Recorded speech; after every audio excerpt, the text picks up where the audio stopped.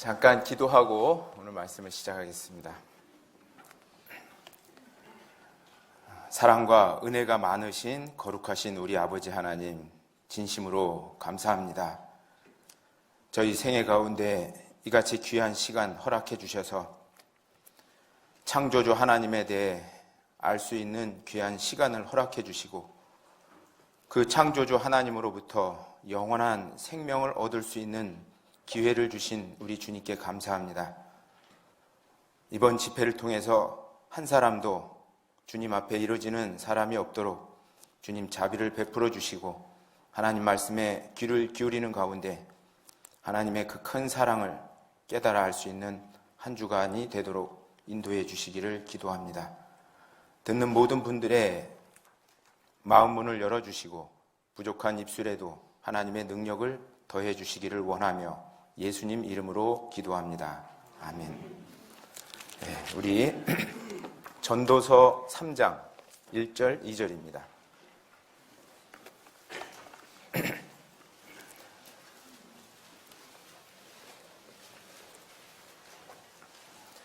(1절) (2절을) 같이 한번 읽겠습니다.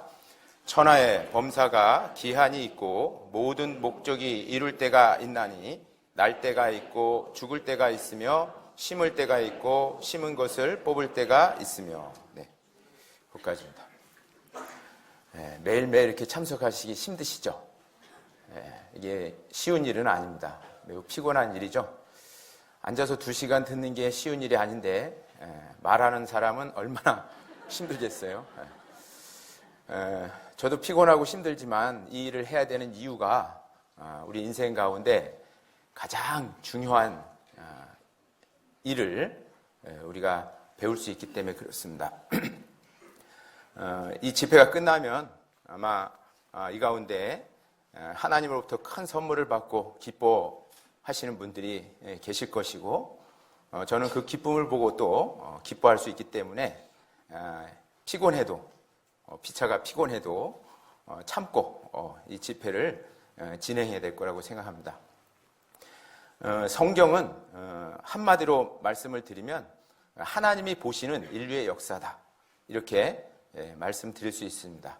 하나님은 인류의 역사의 시작과 끝을 미리 다 보시고 이 성경에 기록해 놓으셨습니다. 또 다른 측면으로는 인류를 향한 하나님의 계획서다, 성경은 인류를 향한 하나님의 계획서다, 이렇게 또 표현할 수 있습니다. 3일간 성경을 배우면 이 성경이 사실이다 라고 하는 것을 믿을 수가 있습니다. 성경이 사실이라면 이 성경을 기록해 하신 하나님도 존재하는 것이고, 또 성경이 사실이라면 하나님께서 그토록 강조하신 영원한 천국과 영원한 지옥도 있다는 것을 의미합니다. 우리가 성경을 어린아이와 같은 마음으로 배우면 이 성경이 믿어집니다. 그리고 이 성경을 믿을 수밖에 없습니다.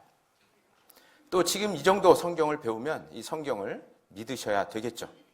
이런 얘기를 하면 어떤 분들은, 아니 목사님, 내가 이 성경을 믿든지 말든지, 내가 하나님을 믿든지 말든지 무슨 상관입니까? 하면서 이렇게 이야기하시는 분들이 계실 수 있는데, 그렇죠. 믿든지 말든지는 여러분의 자유죠. 하나님이 여러분에게 자유의지를 주셨기 때문에 충분히 가능한 일입니다. 그런데 하나님을 믿든지 말든지 내가 무슨 상관이냐라고 하는 말이 하나님이 들을 때는 굉장히 악한 말이라는 것을 알게 됩니다. 어떤 인격체들 간에는 기본적으로 지켜야 할 도리가 있죠. 남편과 아내 관계도 아주 기본적으로 지켜야 할 도리가 있고, 사장과 종업원의 관계도 기본적으로 지켜야 될 도리가 있습니다. 한 남편은 자기 아내만을 사랑해야 될 도리가 있고, 그 아내는 다른 남자에게 눈 돌리지 말고 자기 남편만 사랑해야 될 도리가 있습니다. 그 도리가 깨지면 두 사람의 인격적인 관계는 깨져버리는 겁니다. 아내가 밥을 못해도 괜찮고, 또 가끔 청소도 안 하고 이 집을 지저분하게 해도 얼마든지 참을 수 있죠. 또 늦게 일어나고 얼굴이 좀 못생겨도 참을 수 있는데 다른 남자하고 놀아나는 거는 그거는 기본적으로 지켜야 될 도리입니다. 아내가 집을 나갔어요. 그래서 남편이 막 찾아다니는데 없어요. 근데 누가 얘기해 주더라고. 캬바레에 있다고. 그래서 캬바레에 가보니까 딴 남자하고 막 뺑뺑이 돌면서 춤을 추고 있는 거예요. 아니 여보, 우리 아이들을 생각해서라도 집으로 좀 돌아와 주시오, 이렇게 얘기했는데 이 아내가 내가 이 남자하고 춤추든지 말든지 당신이 무슨 상관이요? 라고 이렇게 하면 부부관계는 어떻게 되죠?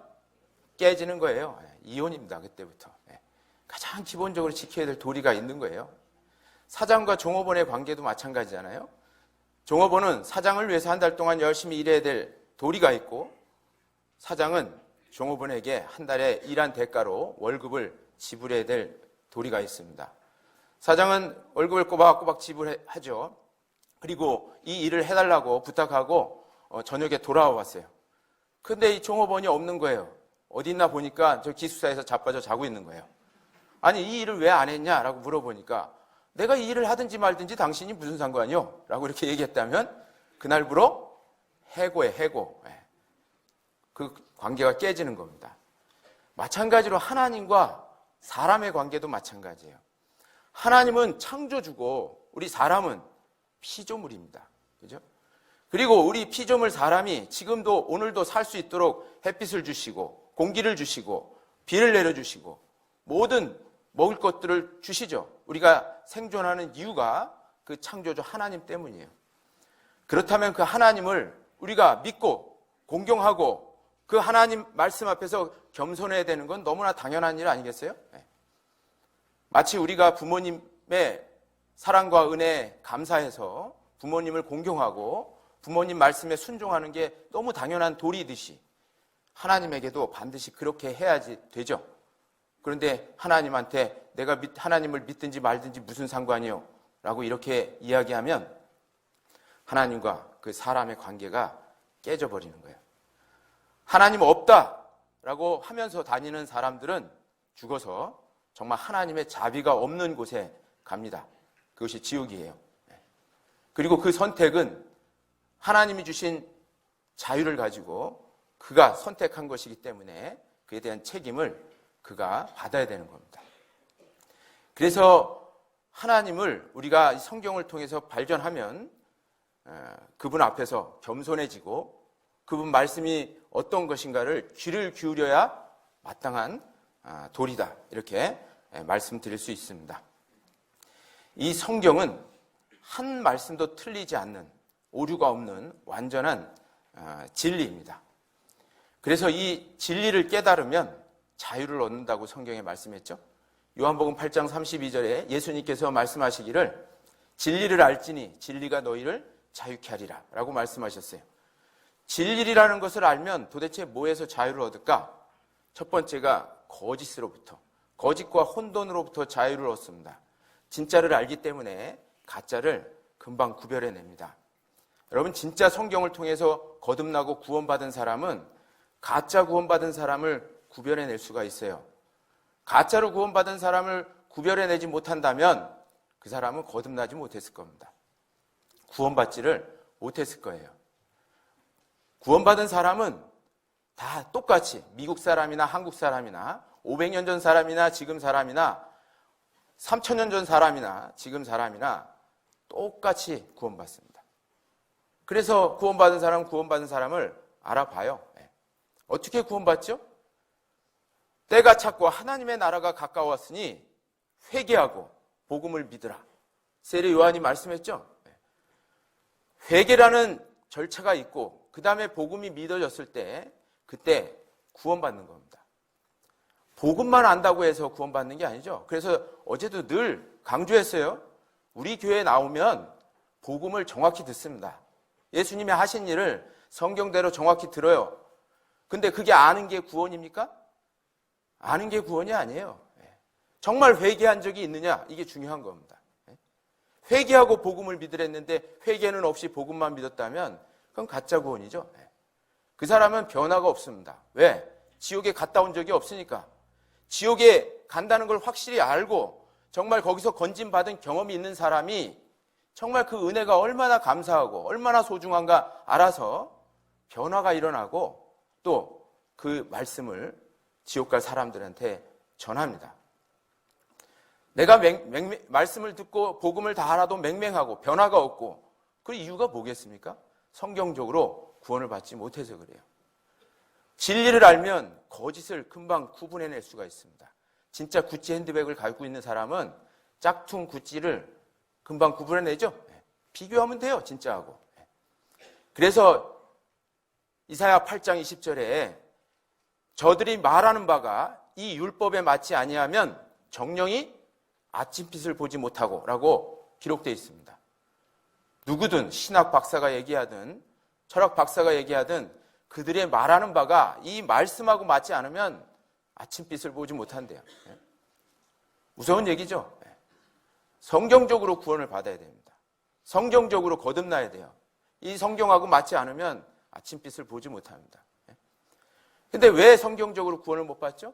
회개하지 않아서 그런 거예요. 근데 왜 회개를 안 하죠? 지옥 갈 운명에 있다는 걸 깨달아야 회개를 하는데 그걸 깨달은 적이 한 번도 없는 거예요. 자기가. 어느덧 그냥 자기는 복음도 아니까 천국 갈 사람이라고 착각하고 사는 겁니다. 스스로 속이고 사는 거예요. 유대인들이 왜 회개를 안 했습니까? 예수님 만나서. 자기들은 하나님의 선민이라고 생각한 거예요. 유대인, 하나님의 선택한 백성이다 이 말이죠. 영혼까지 선택했습니까? 그들의 영혼은 독사의 자식들이라고 예수님 말씀하셨습니다. 자기들이 하나님의 백성이라는 자부심 때문에 자신이 지옥 간다는 것을 인정하지 않은 거예요. 그래서 회개를 하지 않은 겁니다. 그래서 예수님도 깨닫지 못하고 오히려 십자가에 매달아 죽여버린 겁니다. 여기 계신 분들 중에도 그렇죠. 뭐 교회 안 다니신 분들은 예수님 누군지도 모르고 교회를 다니시는 분도 성경에 있는 예수님인지 예수님을 믿는 것이 아니라 다른 예수, 사람이 만들어낸 예수, 그런 예수를 믿는 경우가 있습니다. 심지어는 우리 구리교회 다니시는 분도 성경적인 예수를 알아도 정말 자기가 지옥 갈 운명에 있다는 걸 한 번도 깨달아 본 적이 없이 그냥 성경에 있는 예수님을 지식적으로 아신 분들이 많아요. 그분들은 이번에 구원 받으셔야 됩니다. 어떻게 해야 구원 받죠? 내가 구원 아직 못 받았구나. 이걸 인정하는 데서 시작되는 거예요. 구원도 못 받았는데 구원 받았다고 생각하는 사람은 어떻게 구원받게 하겠어요? 그러니까 내가 구원을 지금 못 받았구나 라고 인정하는 데서부터 구원이 이루어질 수 있는 겁니다. 아주 중요한 내용이죠. 그게 성경적으로 구원받는 방법입니다. 성경에는 모든 말씀은 다 진리죠. 그래서 요한복음 17장 17절에 아버지의 말씀은 진리니이다 라고 말씀했죠. 이 성경은 다 진리예요. 지금 전도서 3장 1절 2절 말씀도 우리가 생각해 보면 이 말이 다 맞습니다. 우리 보시면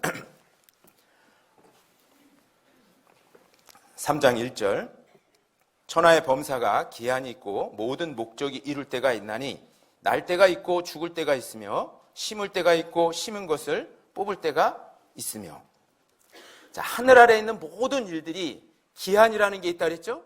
그리고 그 기한 안에 이룰 목적이 있다고 얘기합니다. 잘 생각해 보세요. 진짜 이 세상에는 다 영원히 지속되는 게 없어요. 다 시작이 있으면 끝이 있습니다. 여러분이 앉고 있는 의자 공장에서 만든 날이 있죠? 지금 오래돼가지고 이제 버려야 될 때가 왔어요. 조금 있으면 이제 버려야 됩니다. 기한이 있어요. 또 제가 쓰고 있는 안경도 공장에서 만든 날이 있고 조금 있으면 이게 낡아져서 버려야 됩니다. 제가 안경을 몇 개 갈았는지 몰라요, 지금까지. 다 기한이라는 게 있어요. 그죠?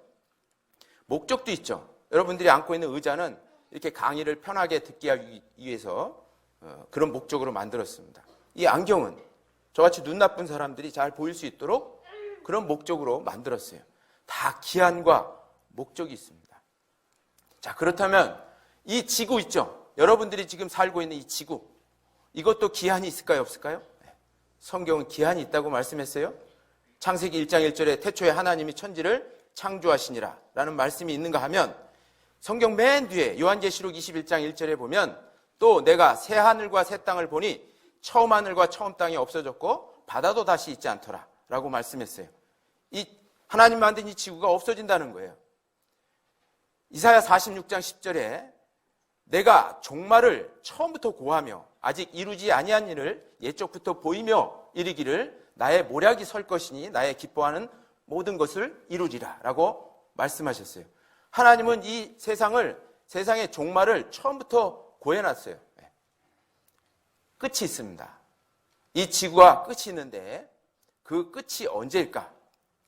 이스라엘 민족의 역사를 보면 우리가 금방 알 수가 있습니다. 이 지구도 끝이 있고 목적도 있다 그랬죠. 이 지구를 만든 목적이 뭘까? 저 영원한 천국에 들어갈 백성을 준비하는 장소예요. 영원한 천국에 들어갈 백성이 다 준비되면 이 지구는 처음부터 하나님이 없애기로 종말을 처음부터 고해 놓으신 겁니다. 여러분, 아파트 질 때 가건물 컨테이너 갖다 놓고 인부들이 임시로 쓰죠. 아파트가 다 지어지면 어떻게 되죠? 컨테이너 그냥 놔둬요? 다 치워버립니다. 그죠? 그런 것처럼 이 지구도 천국 갈 백성이 다 준비되면 하나님이 없애버리려고 처음부터 작정해 놨어요. 그래서 지구에 끝이 있다고, 마지막 전쟁으로 이 지구가 멸망한다고 성경에 예언이 되어 있는 겁니다. 그리고 여기 앉아있는 여러분도 마찬가지예요. 기한이 있습니다. 여러분이 엄마 뱃속에서 날 때가 있고 또 죽을 때가 있어요. 그죠? 영원히 지속되지 않죠? 그럼 여러분은 그 나서부터 죽을 때까지 무슨 목적을 가지고 태어났을까요? 여러분, 이 세상에 왜 태어났을까요? 돈 많이 벌어서 재벌 되려고요? 권력을 얻어서 대통령이 되려고요? 아니면 쾌락을 즐기기 위해서요? 아니면 박사님이 되기 위해 오셨습니까? 그런 게 아니죠. 하나님이 주시는 영원한 생명을 얻기 위해서 온 겁니다. 우리가 하나님을 배우지 못하고 하나님을 알지 못하면 내가 무엇 때문에 이 세상에 왔는지를 몰라요. 인생의 목적이 무엇인지를 잘 모릅니다. 그래서 헛물 캐다가 그냥 죽고 영원한 형벌을 받는 거예요. 이번에 여러분들이 이 성경 강연의 목적이 그겁니다. 이 성경 강연에도 기한이 있죠? 월요일부터 주일까지. 이거 한 달 내내 한다면 얼마나 괴롭겠어요? 저도 그렇고 여러분도 그렇고. 기한이 딱 있어요. 그 기한 안에 이룰 목적이 있어요. 뭘까요? 영원한 생명을 얻을 수가 있습니다. 이 말씀을 들으면.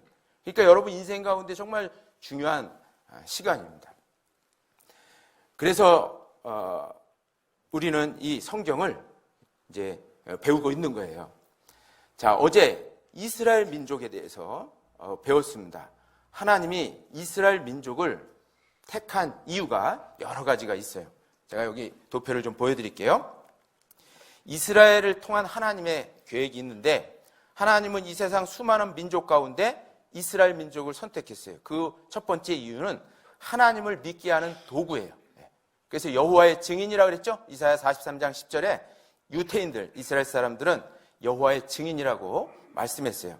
어떻게 해서 하나님을 믿게 할까? 기적입니다. 그죠? 이스라엘 민족의 역사는 그래서 기적이에요.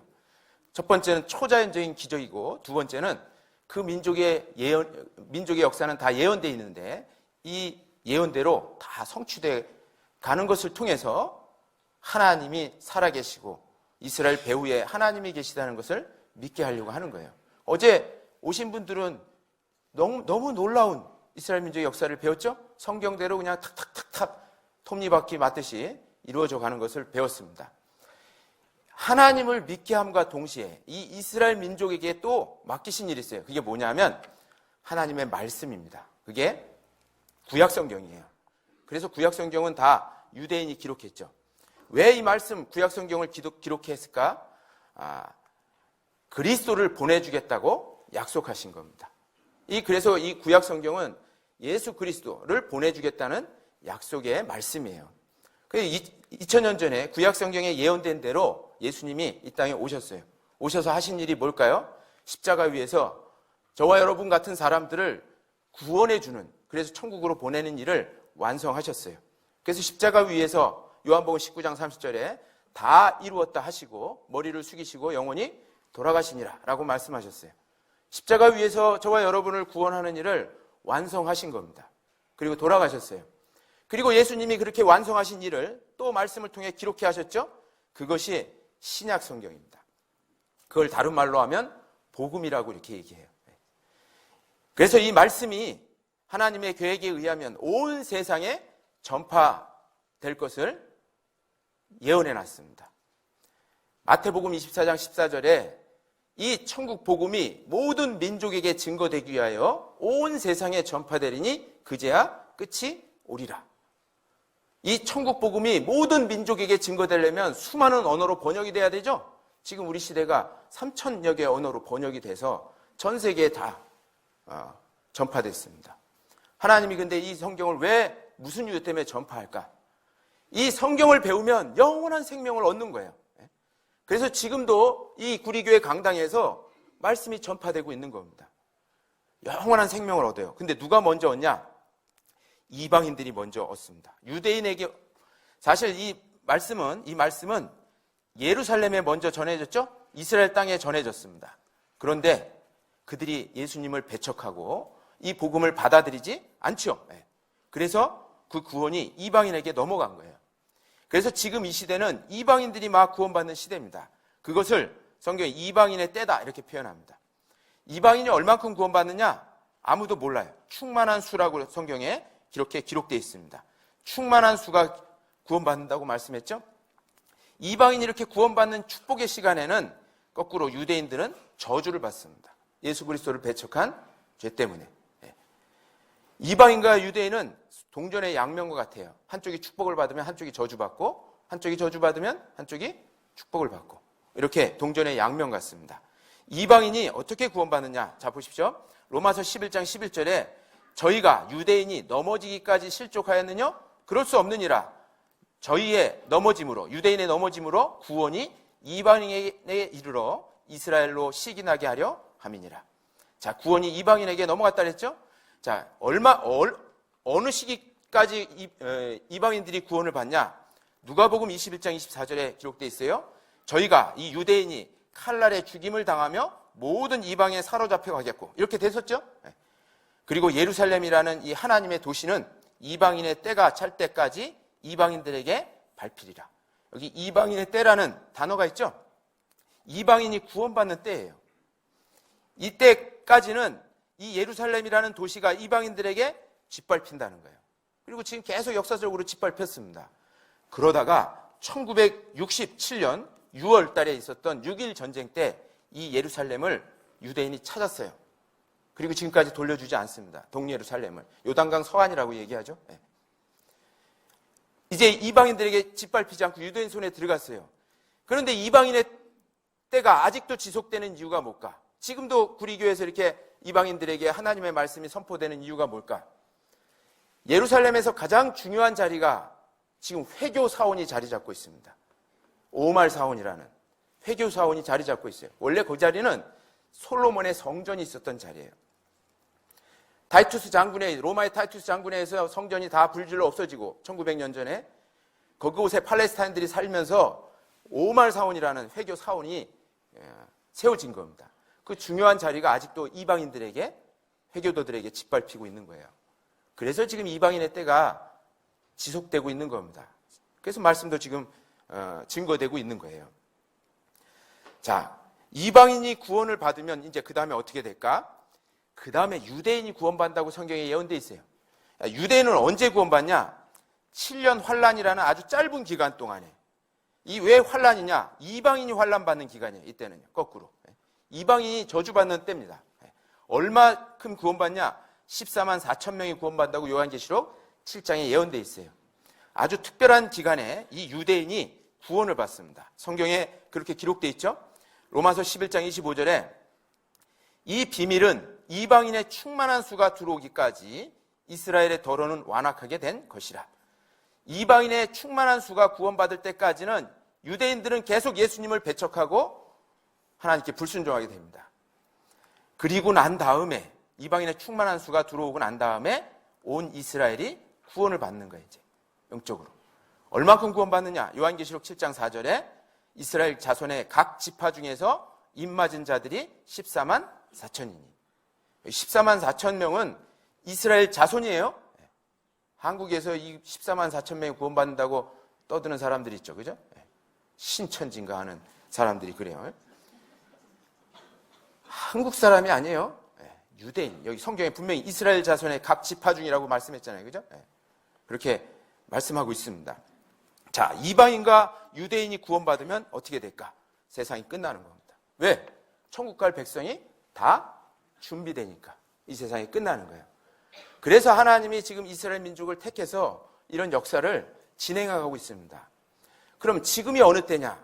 7년 환란 바로 직전입니다. 이방인의 때가 거의 끝나가는 그런 시점이에요. 그걸 어떻게 알 수 있느냐? 유대인의 역사를 통해서 유대인이 환란 받다가 그들 땅으로 돌아오는 때가 이제 뭐야? 이방인의 때가 거의 끝나갈 때라고 하는 것을 성경에서 말씀하고 있어요. 그래서 어제 유대인이 2600년 동안 나라를 잃었다가 나라를 되찾은 사건, 1900년 동안 전 세계에 흩어졌다가 나라를 되찾은 사건에 대해서 배웠죠? 그들 땅으로 다 돌아갔습니다. 기적이죠? 그리고 그 백성들은 강국이 될 것이 예언이 되어 있습니다. 그래서 지금 우리 시대에 유대인이 이 세상을 완전히 지배하는 세상이 되어버렸어요. 성경 예언이 그대로 이루어졌습니다. 성경 예언 중에 놀라운 또 예언이 있어요. 어제 말씀 못 드린 게 있는데 유대인이 그들 땅으로 돌아갈 때 이 세상의 모든 재물들 있죠? 돈들을 다 쓸어 모을 거라고 예언됐지만 바다의 풍부도 돌아온다고 예언이 돼 있어요. 그것도 우리 시대에 놀랍게 이루어졌습니다. 우리 이사야 60장을 보겠습니다. 이사야 60장 어제 배웠죠? 이사야 60장은 유대인들의 회복을 예언한 말씀입니다. 이사야 60장 4절 5절입니다.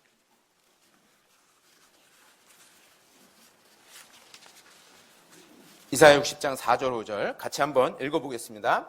내 눈을 들어 사면을 보라. 무리가 다 모여 내게로 오느니라. 내 아들들은 원방에서 오겠고 내 딸들은 안기어 올 것이라. 그때 내가 보고 회색을 바라며 내 마음이 놀라고 또 화창하리니 이는 바다의 풍부가 내게로 돌아오며 열방의 재물이 내게로 옴이라. 자, 이스라엘 백성이 그들 땅으로 돌아올 때 돌아오는 게 두 가지가 있죠. 첫 번째는 바다의 풍부, 두 번째는 열방의 재물. 열방의 이 세상의 모든 재물이 돌아간 거는 어제 말씀드렸어요. 세계 경제를 완전하게 유대인들이 장악했어요. 이 바다의 풍부는 도대체 뭘까? 이스라엘에 가면요, 사해 바다라는 바다가 있어요.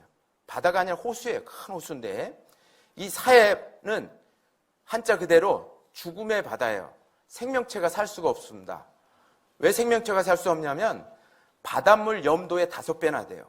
그래서 물고기가 사해바다 딱 들어가잖아요. 요단강 타고 딱 사해바다 들어가면 다 죽어요. 그래서 생명체가 살 수 없는 죽음의 바다, 쓸모없는 바다 이렇게 생각했어요. 그런데 그 사해바다가 무진장한 자원의 보고라는 것이 얼마 전에 알게 됐어요. 그래서 지금 사해바다 가면 저도 가봤는데 유대인들이 거기서 많은 광물질 이런 것들을 개발해냅니다. 저는 그래서 사해바다만 줄 알았어요. 근데 최근에 이스라엘 바다 앞에 지중해 바다라는 바다가 있어요. 그 바다에서 사우디 석유 매장량과 동일한 양의 석유가 발견이 됐습니다. 그리고 그걸 개발해내고 있어요. 이스라엘은 원래 석유 한 방울 나지 않는 나라로 알고 있었어요. 그런데 지중해 앞바다에서 사우디 석유 매장량과 동일한 양의 매장량이 세일1이라고 하죠. 바위 속에 숨겨져 있는 원유들입니다. 그거를 지중해 앞바다에서 발견한 겁니다. 근데 놀랍게도 그것도 성경에 예언이 되어 있는 거예요. 자, 여기 보시면 자, 이 사해바다가 이렇게 염도가 높으니까 이 소금덩어리들이 이렇게 바다 위에 둥둥 떠 있어요. 이 호수 위에 이렇게 둥둥 떠 있습니다. 그런데 여기가 염분, 광물질 풍부의 성경에선 보고라고 돼 있어요. 여기 사해는 사해가 아니다. 연세대학교 박준서 교수가 이 사해가 무진장한 자원의 보고라고 이야기하죠. 죽은 바다가 아니라는 거예요. 그래서 수영도 못하는 사람이 염도가 높기 때문에 이렇게 둥실둥실 떠요. 수영 못하는 사람도. 저도 이렇게 둥실둥실 떴잖아요. 신문 보고 있었잖아요. 그리고 그 사해바다의 진흙들은 모든 피부병을 낫게 하고 굉장히 피부에 좋대요. 그래서 클레오파트라도 이곳에서 진흙을 발랐다고 하죠. 많은 사람들이 여기다 진흙을 바릅니다. 피부병 있는 사람들 여기 한번 가서 발라보세요. 다 낫습니다. 그리고 여기는 여기 우라늄까지 캐내는 사해라 그랬죠. 이 광물질들이 굉장히 많이 있습니다. 그래서 여기 사해 바다에서 사해, 즉 생명이 없는 이 바다가 현재 이스라엘에서는 공업 발전을 위해 개발되어 가리공업, 영화, 칼슘 공장 등으로 이용되고 있다라고 이렇게 말씀하죠. 제가 여기 가서 진흙으로 만든 화장품을 샀어요. 되게 비싸게 팔아요. 그래서 그걸 몇 사람들에게 선물로 드렸는데 화장품을 만들어서 얼마나 비싸게 파는지 몰라요.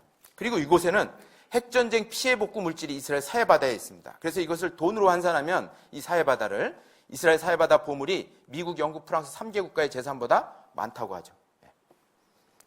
바다의 풍부가 내게로 돌아온다 그랬어요. 그죠?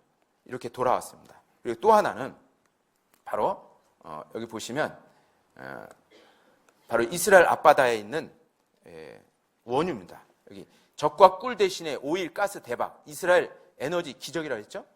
이 지중해 앞바다 앞에서 여기 하이파 항구라는 그 앞바다 앞에 엄청난 양의 원유가 발견이 됐습니다. 최근이에요. 이거 최근 신문입니다.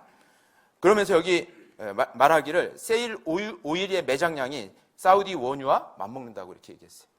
그죠? 엄청난 양의 원유가 발견됐습니다. 그런데 놀라운 게, 자, 보세요. 성경에 이 아셀 지파에게 준 땅 있죠? 여기 이스라엘 12지파에게 땅을 이렇게 배분했어요. 여호수아 시대 때요.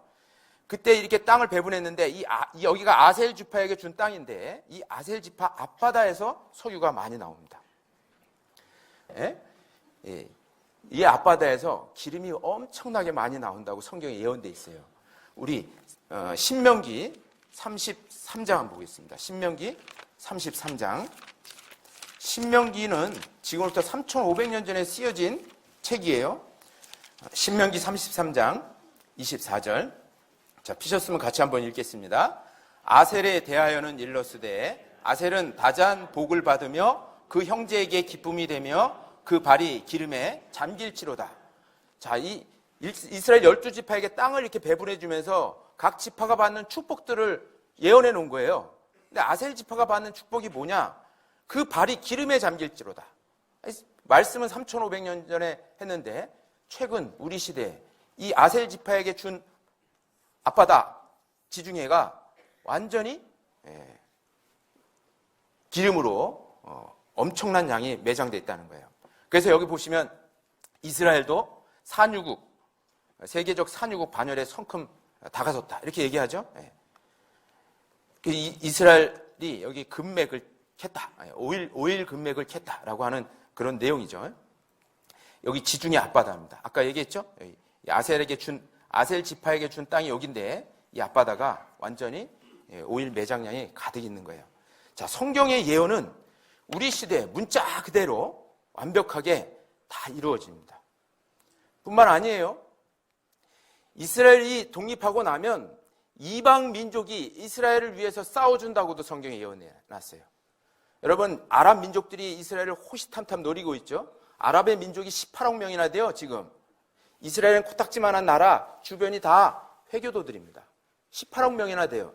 그런데 지금 이스라엘 땅에 사는 유대인은 한 500만 명밖에 안 되는데 그 500만 명을 이기질 못하는 거예요. 18억 명이. 그리고 이스라엘과 아랍이 계속 싸울 때마다 누가 도와주냐면 서방 국가들이, 미국, 영국, 프랑스가 폭격해 줍니다. 근데 그런 내용들이 성경에 예언되어 있어요. 우리 그 이사야 60장 다시 돌아가 보시죠. 이사야 60장 10절입니다. 이사야 60장 10절. 자, 피셨으면 제가 읽어볼게요. 내가 노하여 너를 쳤으나 이제는 나의 은혜로 너를 긍휼히 여겼은즉 이방인들이 내 성벽을 쌓을 것이요 그 왕들이 너를 봉사할 것이며. 자, 하나님이 이스라엘 민족을 쳤지만 이제는 그들이 회복된 때죠. 이사야 60장은 이제는 나의 은혜로 너를 긍휼히 여겼은즉 이방인들이 너의 성벽을 쌓아주고 그 왕들이 너를 봉사할 것이며. 여러분, 이라크가 이스라엘 침공하려고 스커드 미사일도 만들고 핵무기도 막 만들려고 했죠. 그래서 미국이 걸프 전쟁을 일으켜서 사담 후세인 코수염 난 사람 있잖아요. 그 사람 잡아다가 사형을 처해버렸어요. 대신 싸워주는 거예요. 영국도 가서 폭격해주고 프랑스도 가서 폭격해주고 독일도 참전하고. 이방 민족들이 이스라엘을 위해서 봉사해주는 거예요. 그렇게 됐죠, 지금. 여러분, 시사에 밝으신 분들은 그 중동 전쟁 유대인들에 대해서 좀 잘 알고 있죠, 그죠? 미국이 그냥 참전해 주는 거예요. 물론 미국, 영국, 프랑스를 움직이고 있는 사람들이 유대인이기 때문에 그랬겠죠, 그죠? 그리고 이스라엘 민족을 괴롭히던 이방인들이 그들 앞에 무릎을 꿇고 사죄할 것도 성경에 예언되어 있어요. 이것도 그대로 우리 시대에 이루어졌습니다. 14절을 보겠습니다. 14절, 60장 14절 같이 한번 읽어보죠. 너를 괴롭게 하던 자의 자손이 몸을 굽혀 내게 나오며 너를 멸시하던 모든 자가 내 발 아래 엎드려 너를 일컬어 여호와의 성읍이라 이스라엘의 거룩한 자의 시온이라 하리라. 자, 이스라엘 민족을 괴롭히던 자의 자손들이 이스라엘 앞에서 몸을 굽혀 나와요. 그리고 너를 멸시하던 모든 자가 내 발 아래 엎드린다 그랬죠. 자, 보세요. 이스라엘 괴롭힌 사람들이 누구예요? 독일인들이죠, 그죠? 나치가 유대인들 600만 명을 죽였잖아요. 근데 보세요. 여기 보시면 나치 시대 유대인 학살 결코 잊지 않겠습니다. 독일 대통령이 눈물 펑펑 이렇게 쏟으면서 눈물의 사죄를 해요. 이 대통령이 이렇게 사죄하는 거 어려운 일이죠, 그죠? 보세요. 브란트 총리는, 독일 총리는 무릎을 꿇고 참회를 합니다. 참 용기 있는 독일이라고 칭찬받죠, 그죠? 일본 사람들도 이렇게 했으면 참 좋겠죠, 그죠? 우리나라 괴롭혔는데. 근데 일본 사람들이 이렇게 합니까? 너무 뻔뻔하죠, 그죠? 근데 독일은 이렇게 해요. 왜 이렇게 하죠? 이 어려운 일이에요. 한 수상이, 국가를 대표하는 수상이 한 민족 앞에 가서 무릎을 꿇고 사죄하는 게 쉬운 일이 아닙니다. 그래서 일본이 안 하고 있는 거예요. 근데 이렇게 가서 사죄를 하는 거예요. 성경의 예언대로. 여기 또 머리 숙인 콜 총리라 그랬죠? 유대인 학살 기념관 사죄 방문하고 중동 평화를 위해서 1억 불을 지원해요. 독일이 지금 이러고 있습니다. 그리고 인도네시아 수상이 IMF 총재, 유대인이죠. IMF를 장악하고 있는 이 유대인 깡드시 앞에서 시장 개방 각서 있죠. 이걸 쓰고 있어요. 꼼짝없이 막 쓰는 겁니다. 유대인 자본에 완전히 예속되어 있는 거예요. 그건 우리나라도 마찬가지예요. 1997년 IMF 사태가 왔을 때 경제기획원 장관 임창열 씨가 깡드시 앞에서 시장 개방 각서를 씁니다. 한국은행 총재도 시장 개방 각서를 쓰고. 여러분, 이게 지금 이 성경의 예언이 그대로 이루어지는 거예요. 하나님이 말씀하시면 그대로 다 이루어집니다. 또 그 황폐했던 이스라엘 땅이 이제 옥토가 될 것도 성경에 예언되어 있는데 그것도 우리 시대에 그대로 이루어져요. 에스겔 36장을 찾아보겠습니다. 에스겔 36장 34절입니다. 1209페이지 정도 됩니다. 제가 읽어볼게요. 전에는 지나가는 자의 눈에 황무하게 보이던 그 황무한 땅이 장차 기경이 될지라. 사람이 이르기를 이 땅이 황무하더니 이제는 에덴 동산같이 되었고 황량하고 적막하고 무너진 성읍들의 성벽과 거민이 있다 하리니. 36절은 같이 읽어요. 너희 사면에 남은 이방 사람이 나 여호와가 무너진 곳을 건축하며 황무한 자리에 심은 줄 알리라. 나 여호와가 말하였으니 이루리라. 여기서도 하나님이 나 여호와가 말하였으니 이루리라 이렇게 말씀했죠. 이 에스겔서는 2600년 전 이스라엘이 바벨론에서 멸망하고 포로로 끌려갔을 때 기록된 말씀이에요. 그때 말씀하시기를 이 이스라엘 황폐한 땅이 36절 말씀대로 기경이 된다. 기경이 뭐예요? 농사 짓는 땅으로 바뀐다는 거예요. 1948년 5월 14일 날 이스라엘이 1900년 만에 그들 땅으로 돌아갔어요. 2600년 만에 나라를 되찾았습니다. 이스라엘 땅에 돌아갔을 때는 이스라엘 땅이 완전히 사막입니다. 황무지였어요. 그런데 그 이스라엘이 독립하고 나서부터 국토 개발 사업을 한 거예요. 이스라엘 강수량이 너무너무 적어서 이 식물들이 자랄 수가 없는 땅입니다. 어떻게 거기를 옥토로 만드냐면 이스라엘의 생명줄 갈릴리 호수가 있어요. 저 헐몬산에서 눈이 녹아가지고 내려오는 갈릴리 호수가 있습니다. 그 갈릴리 호수가 해수면보다이죠. 마이너스 200m나 낮아요. 그거를 쫙 끌어올려가지고 펌프로 끌어올려가지고 전 국토를 송수관으로 거미줄처럼 다 연결해서 전 국토를 다 적십니다. 그 계획이 내셔널 워터 캐리어 프로젝트라고요. 그거를 독립하자마자 시행한 거예요. 그래서 이스라엘 땅에 가면요, 나무 하나 꽃 하나 이렇게 심겨져 있으면 반드시 수도 파이프가 옆에 가서 그 꽃잎이, 그 식물이 가장 적절한 양의 물을 더도 말고 덜도 말고 탁탁탁 떨어뜨립니다. 그래서 이스라엘 땅이 에덴 동산처럼, 여기 35절에 있는 말씀처럼 이제는 에덴 동산같이 되었고라고 하는 말이 지금 실현됐어요. 이스라엘 땅에 가면. 여러분, 이스라엘이란 나라는 공업국가 아닙니다. 농업국가예요. 예? 우리는 냉장고 팔고 휴대폰 팔고 텔레비 팔고 자동차 팔고 해서 우리나라 부자 됐죠. 이스라엘은 그 척박한 땅에서 꽃 팔고 농작물 팔고 면화 팔고 이런 거 팔아가지고 우리나라보다 국민소득이 더 높아요. 아시죠? 이스라엘 땅에 가면 이렇습니다. 자, 보시면 완전히 망해버린 이스라엘을 다시 회복시키는 하나님. 원래 동이페스 이런 땅이었습니다. 그런데 피와 눈물로 꽃피운 약속의 땅, 황무지 일궈 적과 꿀의 땅으로 바꿨습니다. 그래서 제가 이스라엘 가서 찍어온 건데, 이렇게 이제 식물을 심으려고 하면 먼저 이렇게 파이프들이 다 지나가요. 이렇게. 그래서 이게 물을 뚝뚝뚝 떨어뜨립니다. 이렇게. 지금 도로 건설을 하면서 가로수를 심으려고 이렇게 해놓은 거예요. 그리고 파이프가 다 지나갑니다. 그래서 이스라엘 나라가 이렇게 나무로 우거진 그런 나라가 돼버렸어요. 이렇게. 에덴 동산처럼 이렇게 돼버렸습니다. 면화도 심고. 이스라엘 과일이 또 얼마나 맛있는지 몰라요. 과일을 수출해서 돈을 엄청 법니다. 이스라엘 구글어스라는 인터넷 툴로 이스라엘 지형을 보면 국경선 안 나눠도 금방 알아요. 여기 보시면 이렇게 나눠져 있죠? 여기가 이집트예요. 여기는 어디겠어요? 이스라엘입니다. 여기는 푸른 녹지예요. 옛날에는 이스라엘도 이런 땅이었습니다. 지금 네게브 사막 쪽은 아직도 이렇게 돼 있지만 이스라엘 땅이 다 이런 땅이었어요. 그런데 지금은 완전히 이렇게 옥토로 바뀌어버렸습니다.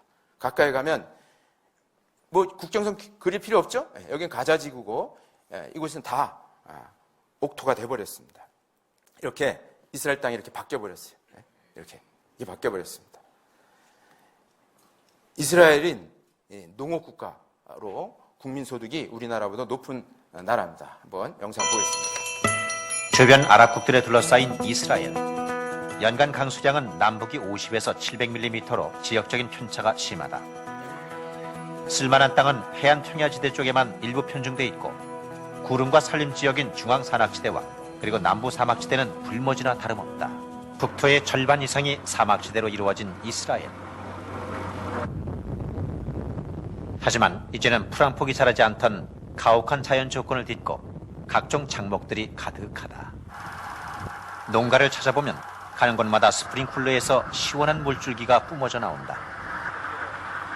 크고 작은 수로와 파이프가 이곳 화훼 재배 단지까지 연결돼 있기 때문이다.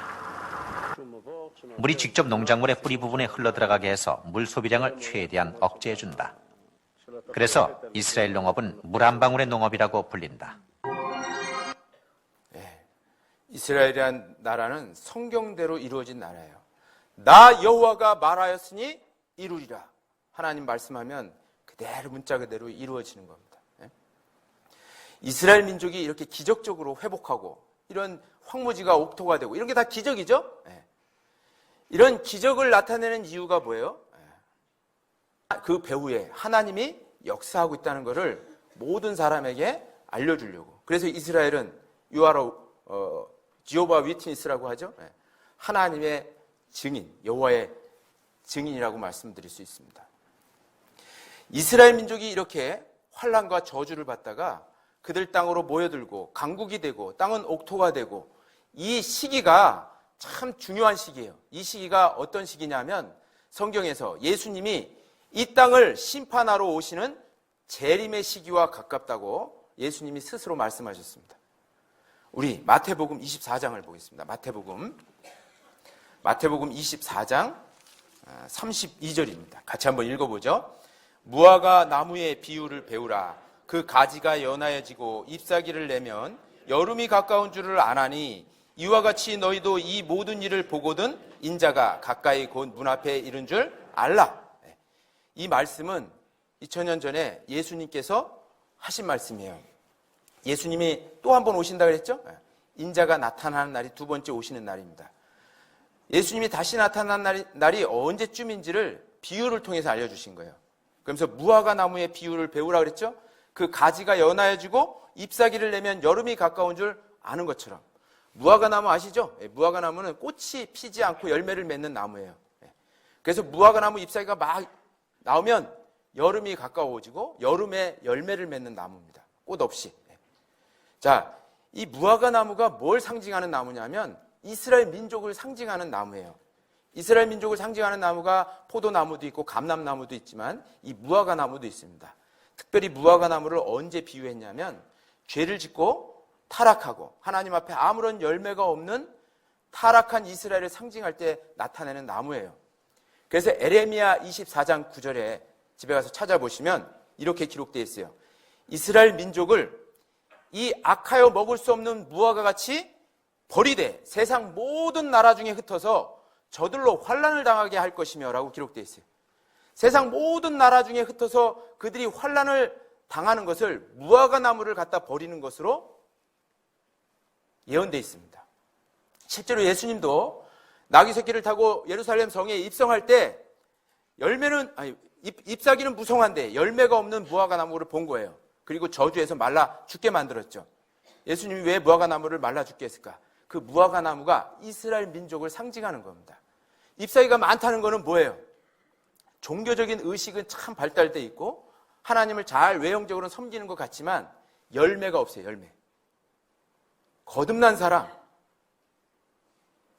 저 영원한 천국에 들어갈 사람이 없다는 거예요. 그래서 그들이 저주받을 것을 예수님이 무화과 나무를 통해서 저주하면서 말라 죽게 한 겁니다. 그런데 그 말라 비틀어진 무화과 나무가 다시 잎사귀를 낸다고 예수님이 말씀하신 거예요. 그게 이스라엘 민족의 회복입니다. 그때가 되면 인자가 가까이 곧 문 앞에 이른 줄 알라라고 말씀하신 거예요. 왜 예수님 두 번째 오신다 그랬어요? 노아의 홍수 때처럼 이 세상을 심판하러 오시는 거예요. 2000년 전에 십자가에 죽은 예수님은 저와 여러분을 구원하러 오셨지만 그 예수님의 하신 일을 깨닫지 못한 사람들, 믿지 않는 사람들을 심판하러 오셔요. 두 번째 오시는 예수님이. 근데 그분이 오실 때가 이 세상이 끝입니다. 근데 그러니까 지금 우리 시대가 아주 가깝다는 거예요. 예수님이 다시 오실 시대가 가깝다는 겁니다. 그리고 동시에 예수님이 다시 오시고 나면 이방인의 때가 끝나죠? 그리고 유대인이 구원받는 때가 옵니다. 그래서 지금 이스라엘 땅에 가보면 그렇게 저주했던 예수님을 이스라엘 민족들이 받아들이는 사람들이 막 생겨나고 있습니다. 얼마 전에 우리 시중에서 회복이라는 영화가 상영됐어요. 그 회복이 뭐냐면 이스라엘 민족이 회복되는 그런 영화를, 다큐멘터리물을 상영한 적이 있습니다. 거기에 이 내용이 그대로 나와요. 우리가 만든 영화 아니에요. 누군가가 만들었어요. 이 성경을 똑같이 믿는 사람들이. 한번 보시겠습니다. 우리 민족은 2000년 동안 흩어져 있었지만 다시 본국으로 돌아왔어요. 이것은 역사상 유례가 없는 엄청난 기적이에요. 예루살렘이 유대인에게 다시 돌아온 것은 중요한 예언의 성취예요. 이것은 주님이 다시 오시는 마지막 때의 징조이죠. 주님은 마태복음 24장에 흥미로운 비유를 말씀하셨어요. 주님은 무화과 나무를 보라고 하셨죠. 무화과 나무의 가지가 연하여지고 첫 잎사귀가 나는 걸 보거든 끝이 다 왔음을 알라. 그것을 보는 세대에 반드시 끝이 오리라. 무화과 나무는 이스라엘이에요. 이스라엘은 지금까지 예수에 대해 영적으로 완고했어요. 연하해진다는 것은 사람들이 최소한 복음을 듣기는 한다는 뜻이죠. 유대인들은 요즘 복음에 마음이 많이 열려 있어요. 바로 이것이 가지가 연하해졌다는 것이죠. 지금 약 14,000여 명의 예수를 믿는 유대인, 즉 메시안 익주들이 있어요. 제가 17살 때는 약 200명에서 300명 정도였지만 30년이 지난 지금은 약 14,000여 명이 되었죠. 이것은 홍해가 갈라지고 여리고 성벽이 무너진 것보다 더 큰 기적이죠. 우리는 마지막 때에 살고 있어요. 주님이 다시 오실 때가 가깝다는 거죠. 저는 정말로 그렇게 믿습니다. 이스라엘의 회복은 하나님의 예언적인 시간표예요. of the Lord.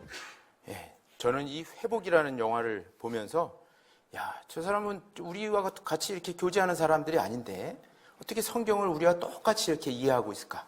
그렇죠. 이 성경이라는 책은 거듭난 사람, 구원받은 사람들은 똑같이 이해하고 똑같은 방법으로 구원받습니다. 그래서 거듭난 사람들은 300년 전 사람이든 1000년 전 사람이든 미국 사람이든 중국 사람이든 유럽 사람이든 다 똑같아요. 성경 그대로 믿기 때문에. 지금이 이스라엘이 기적적으로 회복한 시기죠. 그 기적이 왜 일어났어요? 주님이 다시 오실 때가 가깝다는 것을 이 성경을 통해서 알려주는 거예요, 우리에게. 주님이 두 번째 오시는 때는 뭐예요? 이 세상을 심판하러 오시는 겁니다. 이 이스라엘 민족의 회복뿐만 아니라 예수님이 다시 오실 때 일어날 징조, 예수님이 다시 오시기 바로 직전에 일어날 징조들을 예수님 스스로가 한 10대까지 설명해 놨습니다. 근데 놀랍게도 지금 우리 시대에 이 예수님 다시 오실 때의 징조들이 동시다발적으로 다 이루어지는 거예요. 물론 핵무기도 지금 만들어졌죠. 그죠? 이 세상을 불로 멸망시킬 핵무기도 지금 만들어졌어요. 그리고 이 징조들이 다 이루어지고 있습니다. 그 앞에 마태복음 24장 3절을 보겠습니다. 마태복음 24장 3절.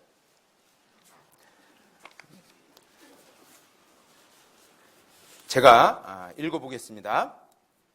예수께서 감람산 위에 앉으셨을 때 제자들이 종영이 와서 가로되 우리에게 이르소서 어느 때 이러한 일이 있겠사오며 주의 임하심과 세상 끝에는 무슨 징조가 있사오리까? 자, 예수님 제자들이 예수님한테 물어봤죠. 예수님 다시 오신다고 했는데 주의 임하심과 세상 끝에는 무슨 징조가 있사오리까? 이런 질문은 뭐예요?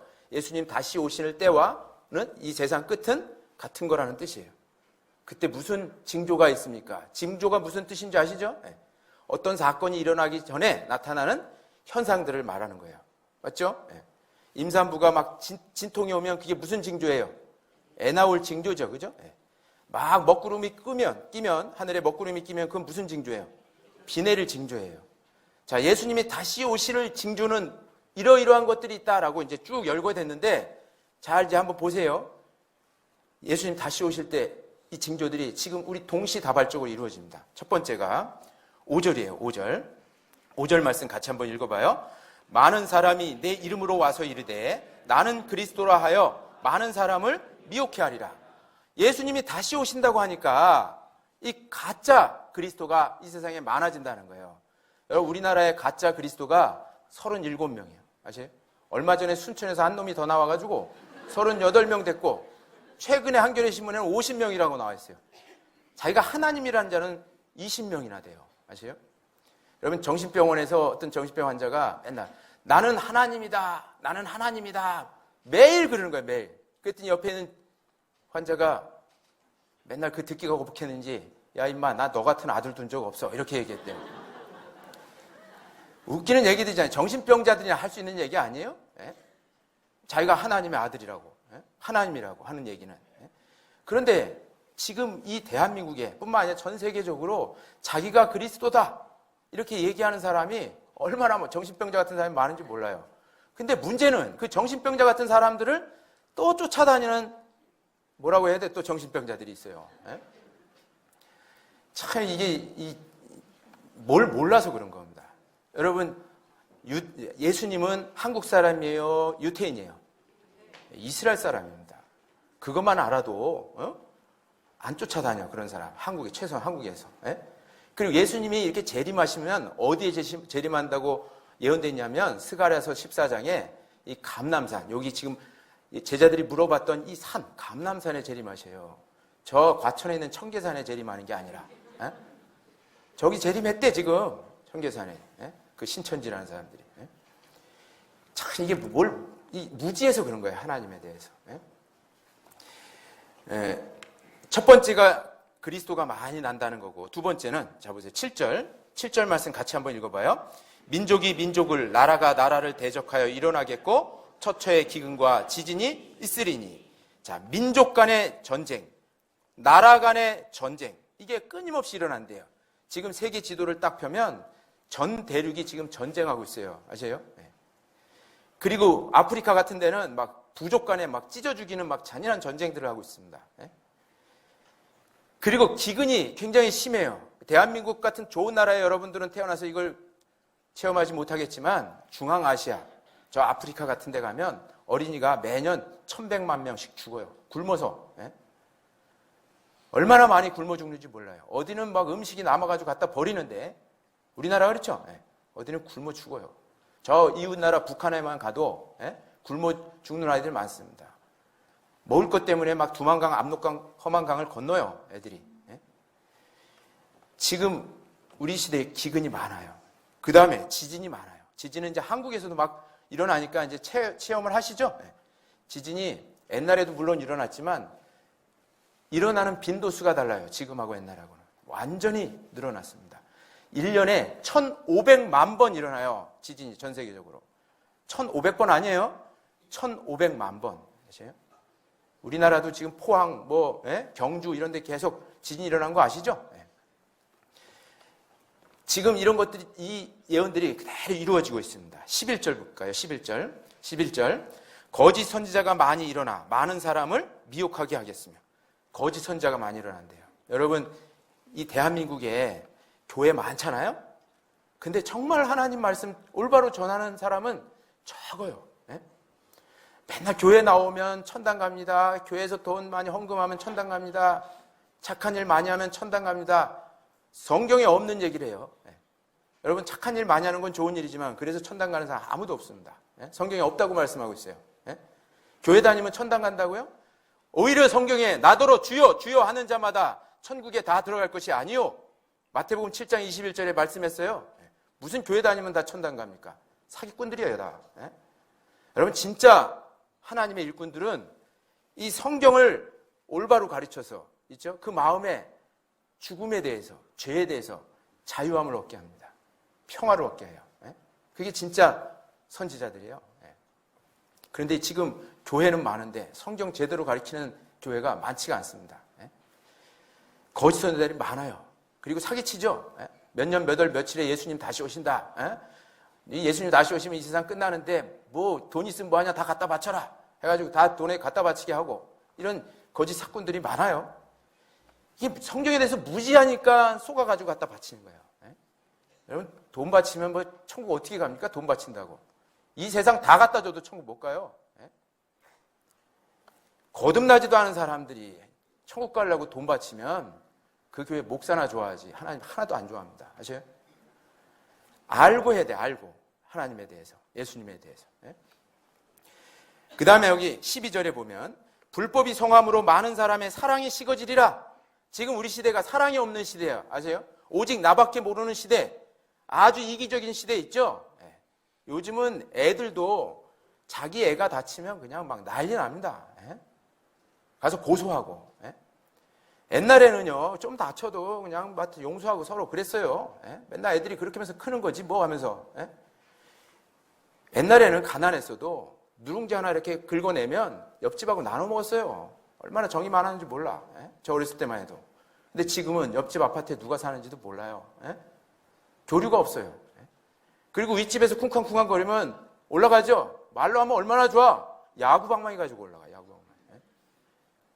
주차 때문에 막 칼불이 나는 거 아시죠? 예? 이 구리는 더 심할 것 같아 막. 예? 그런 정말 자기밖에 모르는 세상이 지금 세상이에요. 그리고 돈 때문에 아내를 죽여요. 보험 들어놓고. 돈 때문에 남편을 죽이고. 돈 때문에 부모를 죽여요. 부모를. 예? 정말 얼마나 악한 세상인지 몰라. 예? 여러분, 그것도 악하지만 진짜 이 세상이 마지막 때라는 게 뭘 알 수 있는 줄 아세요?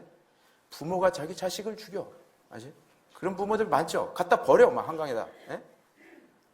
야, 정말 이거 진짜 부모가 자식을 사랑하는 그 마음은 하나님이 본능적으로 주신 거예요. 예? 그걸 거역합니까? 예? 진짜 마지막 때입니다. 예? 그 다음에 여기 보세요. 더 확실한 건 14절입니다. 같이 한번 읽죠. 이 천국 복음이 모든 민족에게 증거되기 위하여 온 세상에 전파되리니 그제야 끝이 오리라. 예수님이 끝이 온다고 강조했죠. 근데 천국 복음이 온 세상에 전파될 때 끝이 온대요. 지금이 그렇죠. 지금이 3,000개의 언어로 번역이 돼서 전 세계에 다 전해졌습니다. 또 하나 누가복음 21장도 보겠습니다. 누가복음 21장 11절 같이 한번 읽어보죠.